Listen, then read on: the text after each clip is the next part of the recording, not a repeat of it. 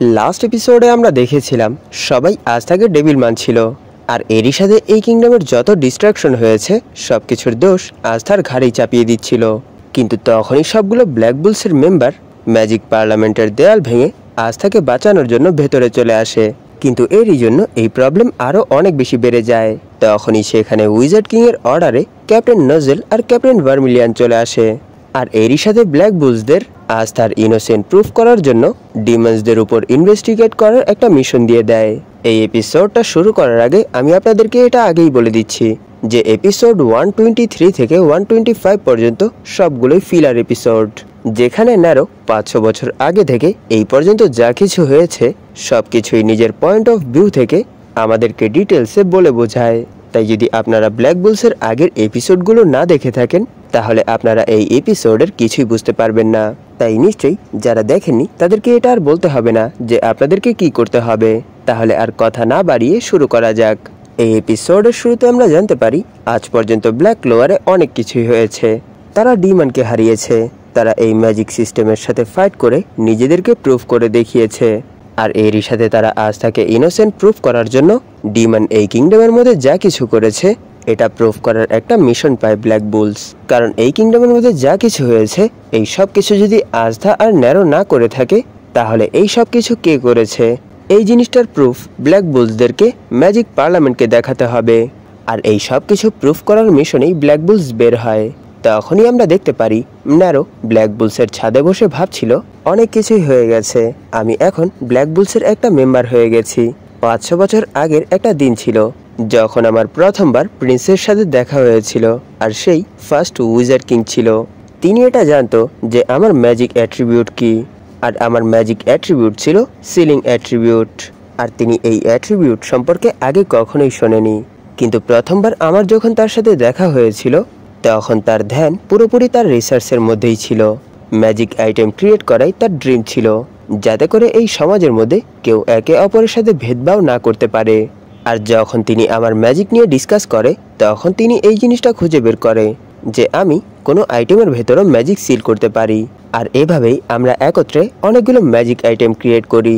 কিন্তু উইজার্ড কিংয়ের চিন্তা ভাবনা তার ফ্যামিলির মেম্বাররা পছন্দ করতো না, কিন্তু এই জিনিসটাতে উইজার্ড কিং কখনোই কান দিত না। তিনি সব সময় নিজের ড্রিম পূরণ করার কাজে অটুট ছিল। আর ঠিক একই রকম চিন্তা ভাবনা আরও একটা পার্সনের ছিল, কিন্তু সে কোনো হিউম্যান ছিল না, সে একটা এলফ ছিল। আর তাদের দুজনের কাছেই 4 লিফ গ্রিমোর ছিল। আর একদিন উইজার্ড কিংয়ের বোনের উইন্ড টর্নেডোর মধ্যে ফাঁসার কারণে তাদের একে অপরের সাথে দেখা হয়, আর এরই সাথে এলফ আর হিউম্যানদের ফ্রেন্ডশিপ শুরু হয়। আর এরই সাথে তারা নতুন যুগের ওয়াদা করে যেখানে এলফ আর হিউম্যানদের মধ্যে কোনো ভেদাভেদ থাকবে না, তারা সবাই একত্রে কিভাবে পিসফুলি বসবাস করতে পারবে। আর এর কিছুদিনের মধ্যেই লিচ আর ফার্স্ট উইজার্ড কিংয়ের বোনের বিয়ে হতে চলেছিল, কিন্তু কোনো একটা কারণে ফার্স্ট উইজার্ড কিং তার বোনের বিয়েতে অ্যাটেন্ড করতে পারে না। এর কারণ ফার্স্ট উইজার্ড কিংয়ের বাবা তাকে ডেকেছিল, কিন্তু এটা একটা জাল ছিল, আর এই জালের মধ্যে তিনি ফেঁসে যায়। এতে করে ডেভিল তাকে ক্যাপচার করে ফেলে। আর তখন তারা এটা জানতে পারে যে ডেভিল এই জিনিসটার প্ল্যান অনেক আগে থেকেই করে রেখেছিল, যাতে করে এলফরা এই জিনিসটার উপর বিলিভ করে যে হিউম্যানরাই তাদেরকে ধোঁকা দিয়েছে। আর এই জিনিসটা সাকসেস করার জন্য ডেভিল সেই ডিভাইস তাদের বিরুদ্ধে ইউজ করে, যেই ডিভাইসের সাহায্যে তারা একে অপরের সাথে ম্যাজিক শেয়ার করে একত্রে এই ওয়ার্ল্ডে বসবাস করার প্ল্যান করেছিল। আর সেই ডিভাইসটাই ইউজ করা হয় এলফদের পাওয়ার চুরি করার জন্য।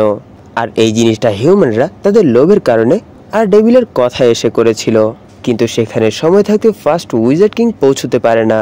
আর সেই সময়ের মধ্যেই লিচের মনে হিউম্যানদের প্রতি হেটনেস অনেক বেশি বেড়ে যায়, যার জন্য সে তার গ্রিমোরকে 5 লিফ গ্রিমোর হওয়া থেকে বাধা দিতে পারেনি।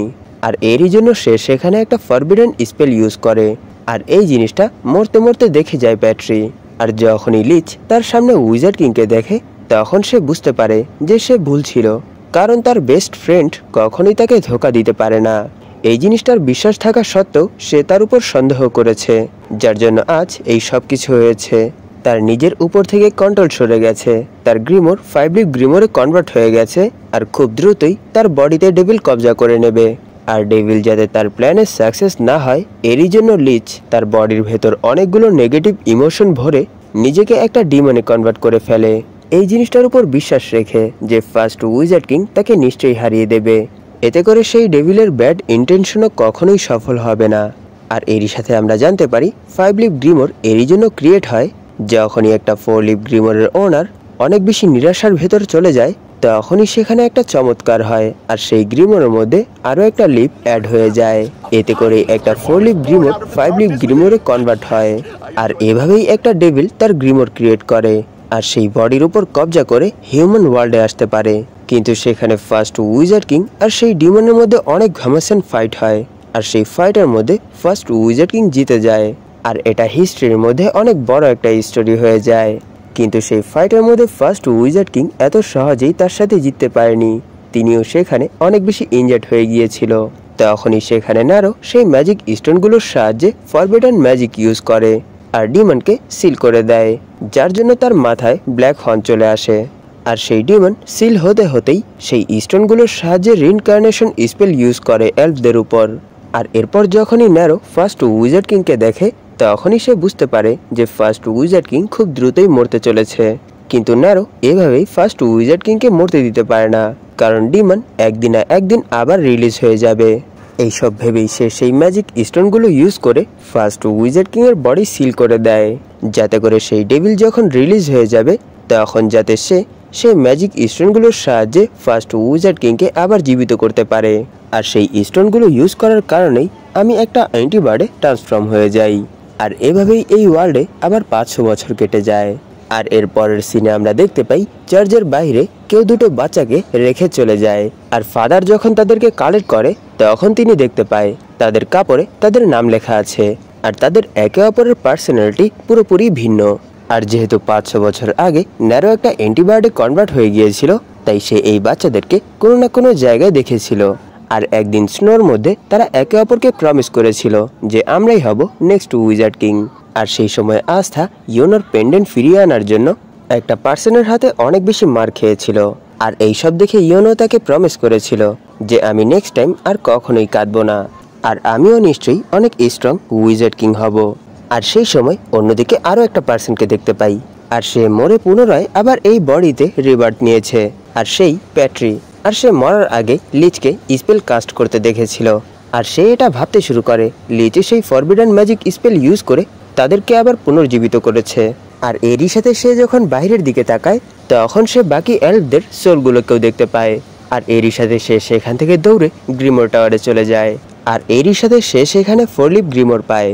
তখন সে এটা ভাবতে শুরু করে যে আমি লিচের মতো বডি এই জন্য পেয়েছি কারণ যাতে করে আমি লিচের লাস্ট ইচ্ছাটা পূরণ করতে পারি, আর এরই সাথে হিউম্যানরা যা করেছে তার বদলা নিতে পারি। আর এইসব ভেবেই সে একটা গ্রুপ ক্রিয়েট করে যার নাম the eye of midnight sun. আর তাদের মেন গোল ম্যাজিক স্টোনগুলো কালেক্ট করা, যাতে করে তারা ফরবিডেন স্পেল ইউজ করে আবার সবগুলো এলফকে পুনর্জীবিত করতে পারে। আর অন্যদিকে একটা ছেলে যার কাছে কোনো ম্যাজিক পাওয়ার নেই, সে একটা গ্রিমোর পায়, আর সেই গ্রিমোর 5 লিভ গ্রিমোর। আর এটা মানা হয় যে 5 লিভ গ্রিমোর ভেতর ডেভিল বাস করে। আর যখনই দ্য আই অফ মিডনাইট সানের মেম্বাররা ম্যাজিক স্টোন কালেক্ট করার জন্য যায় তখনই কোথা না কোথা থেকে কোনো না কোনোভাবে সেই ম্যাজিকলেস ছেলে তাদের রাস্তায় বাধা হয়ে দাঁড়ায়। আর এত বাধা বিপত্তির পরও দ্য আই অফ মিডনাইট সানের মেম্বাররা সবগুলো ম্যাজিক স্টোন কালেক্ট করে ফেলে উইজার্ড কিংকে মেরে। আর এরপর যেই সব হিউম্যানের বডিতে সেই এলফগুলোর সোল ছিল তারা অ্যাক্টিভ হয়ে যায় আর তারা হিউম্যানদের বডিতে কবজা করে নেয়।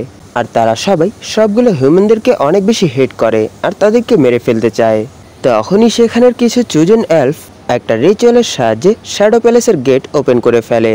আর তারা এটা বিশ্বাস করত যে সেই শ্যাডো প্যালেসের ভেতর এক জায়গায় ইয়োনোর কাছে যেই লকেটটা আছে সেই লকেটের স্টোনটা যদি লাগানো হয় তাহলে তাদের পুনর্জীবিত হওয়ার প্রসেস একেবারেই কমপ্লিট হয়ে যাবে। আর এরপর তারা ফাইনালি শ্যাডো প্যালেসের ভেতর প্রবেশ করে ইয়োনোর লকেট তার কাছ থেকে নিয়ে নেয় আর সেই স্টোনটা সেই প্লেসে লাগিয়ে দেয়।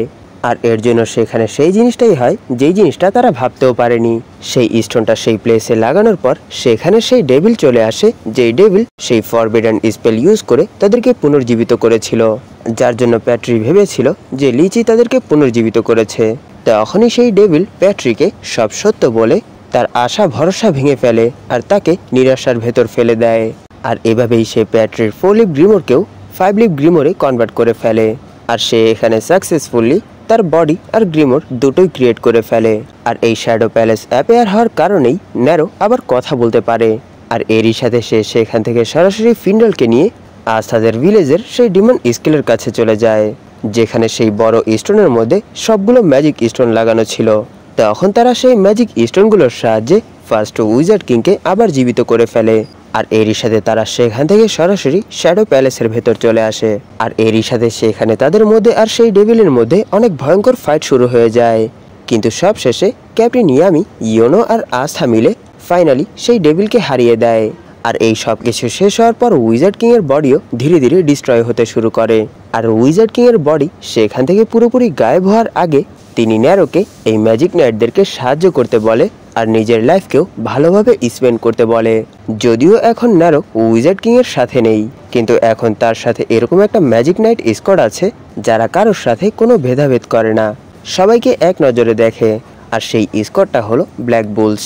এরই সাথে রিক্যাপ এখানেই শেষ হয়। এরপর আমরা দেখতে পারি ব্ল্যাক বুলসের সবগুলো মেম্বার সেখানে চলে এসেছে যেখানে তাদের পুরনো বেস ছিল।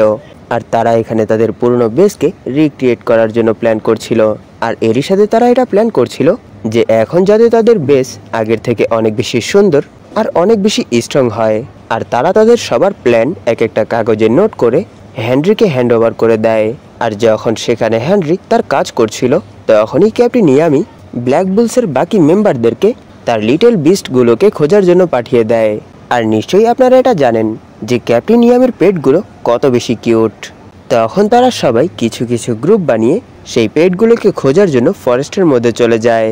আর সেখানে আস্থা র্যাকলেসলি এদিক ওদিক ঘোরাঘুরি করে সেই পেটগুলোকে খুঁজতে শুরু করে। আর ন্যারো তার বার্ড ফর্মে উড়ে উড়ে সেই পেটগুলোকে খুঁজতে শুরু করে। আর সেখানে লাক আর মেঘমা এক টিমে ছিল। তখন তারা সেই পেটগুলোকে না খুঁজে একে অপরের সাথেই ফাইট শুরু করে দেয়। আর আরেক টিমে আমরা দেখতে পারি গ্রে, ঘোষ আর গটান ছিল। তারাও টিম বানিয়ে সেই ফরেস্টের মধ্যে ক্যাপ্টেন ইয়ামির পেটগুলোকেই খুঁজছিল। তখনই তাদের তিনজনের সামনে সেই পেটগুলো চলে আসে। আর তাদেরকে দেখে ঘোষ ভাবছিল আমি যত দ্রুত সম্ভব তাদেরকে ধরে ক্যাপ্টেন ইয়ামির কাছে নিয়ে যাব, যাতে করে আমি ম্যারির সাথে দেখা করতে যেতে পারি। আর অন্যদিকে ফিনরাল, চার্মি আর ভেনেসা ছিল। তারা ফিনরালের ম্যাজিকের সাহায্যে দূরে কোথাও চলে এসেছে। আর এরই সাথে তারা সেখানে এনজয় করছিল। আর এইসব কিছু দেখে ফিনরাল বলে যদি ক্যাপ্টেন ইয়ামি এই জিনিসটা একবার জেনে যায় তাহলে আমাদের অবস্থা অনেক বেশি খারাপ করে ফেলবে। তখনই আমরা দেখতে পারি ভেনেসার সামনেও ক্যাপ্টেন ইয়ামির একটা পেট চলে আসে। আর সে সেখানে ড্রাঙ্ক হওয়ার কারণে সেই পেটের সাথে কথা বলতে শুরু করে, তুমি তোমার হেলথের দিকে খেয়াল রাখো, আর তোমার নখগুলো তো কত বড় হয়ে গেছে। তখনই সিন শিফট হয় আর আমরা দেখতে পারি মেঘমা আর লাক সেখানে ফাইট করে অনেক বেশি ক্লান্ত হয়ে গেছে। তখনই তাদের কাছেও ক্যাপ্টেন ইয়ামির দুটো পেট চলে আসে। কিন্তু যেহেতু তারা এখানে একে অপরের সাথে ফাইট করেই তাদের সব ম্যাজিক শেষ করে ফেলেছে, তাই তারা এখানে সেই পেটগুলোর সামনে কিছুই করতে পারে না।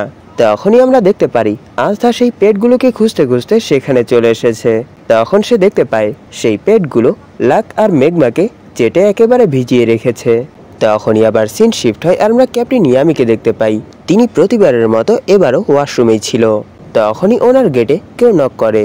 এটা দেখে তিনি অনেক বেশি রেগে যায় আর বলে দেখতে পারছো না আমি এখানে কাজ করছি। আর যখনই তিনি তার কাজ ছেড়ে ওয়াশরুম থেকে বের হয় তখনই তিনি দেখতে পায় তার সামনেই তার তিনটা পেট দাঁড়িয়ে আছে। আর সেখানে তাদেরকে দেখে এটা মনে হচ্ছিল যে তারা এখনই ক্যাপ্টেন ইয়ামির উপর অ্যাটাক করে দেবে। আর তখনই তারা ক্যাপ্টেন ইয়ামির উপর ঝাঁপিয়ে পড়ে। আর এটা দেখে আস্থা ক্যাপ্টেন ইয়ামিকে বাঁচানোর জন্য চলে আসে। তখন সে দেখতে পায় তারা সবাই সেখানে ক্যাপ্টেন ইয়ামিকে চাটছে। তখন ক্যাপ্টেন ইয়ামি ওনার স্টোরি বলে যে উনি এই পেটগুলোর সাথে কিভাবে মিলেছিল। অনেকদিন আগের কথা, যখন আমি ফরেস্টে ঘোরাঘুরি করছিলাম তখনই আমি দেখতে পাই এই তিন ম্যাজিক্যাল বিস্টের প্যারেন্টসদেরকে কেউ শিকারের নামে মেরে ফেলেছে। তখনই আমি সেই বিস্টগুলোর ডেড বডির সামনে এই তিনটা বাচ্চাকেও দেখেছিলাম। আর আমি তখন তাদেরকে বলেছিলাম টেনশন করো না, এই লাইফ অনেক বড়, তাই তোমরা চিল করো আর এই ফরেস্টেই ঘোরাঘুরি করো। তখনই তারা আমার দিকে ঘুরে অনেক ইনোসেন্ট একটা লুক দেয়, যার জন্য আমি তাদেরকে আমার সাথে আনতে বাধ্য হই। আর এই স্টোরি শুনে আস্থা অনেক বেশি কাঁদতে শুরু করে আর বলে সত্যি এটা তো একটা হার্ট টাচিং স্টোরি, কিন্তু আমি এটা বুঝতে পারছি না যে 6 মাসের মধ্যে তারা কি করে এত বেশি বড় হয়ে গেছে। আর এখন তো তাদেরকে খাওয়াতে গিয়ে আমার সব টাকাও শেষ হয়ে যায়। তখনই ব্ল্যাক বুলসের মেম্বাররা দেখতে পায় তারা তাদের উপর অ্যাটাক করছে না। তারা এখানে ব্ল্যাক বুলসের মেম্বারদের সাথে ফ্রেন্ডশিপ করতে চায় আর একটু অ্যাটেনশন পেতে চায়। আর এরকমটা বাকি সবার সাথেই করে, শুধু আস্থাকে ছেড়ে, কারণ তারা প্রতিবারই খাওয়ার জন্য আস্থাকে তাদের মুখে নিয়ে নেয়। আর এর কিছুক্ষণ পর আমরা দেখতে পারি হেনরি তাদের রিকোয়েস্ট মোতাবেক ব্ল্যাক বুলসের বেস রিক্রিয়েট করে ফেলেছে। আর এইবার ব্ল্যাক বুলসের বেস অনেক বেশি চমকাচ্ছিল, আর সেখানে হেনরি সবার রিকোয়েস্টই পূরণ করেছিল।